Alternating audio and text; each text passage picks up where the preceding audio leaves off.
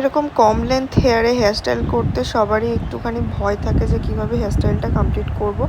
তো আজকে সেটা নিয়ে ভিডিওটা করেছি, আশা করি তোমাদের অনেকেরই হেল্পফুল হবে।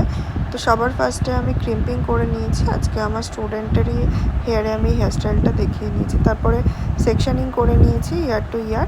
তারপর পাফের জন্য সেকশন নিয়ে নিচ্ছি। সেকশন ঠিকঠাক না নেওয়া থাকলে কিন্তু পাফ খুলবে না।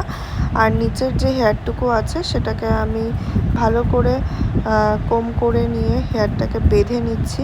দেখতেই পাচ্ছ একদম ছোট্ট হেয়ার, তো লেন্থ খুব কম।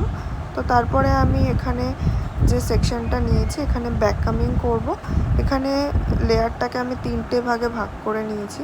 তো দেন রুট ব্যাক কাম করতে হবে, স্প্রে করতে হবে, ব্যাক কাম করতে হবে। আর তারপরে এরকম স্প্রে করার পর এটাকে ভালো করে কম করে নিতে হবে অ্যান্ড হাত দিয়ে স্প্রেডিং করে নেব একটু সামান্য।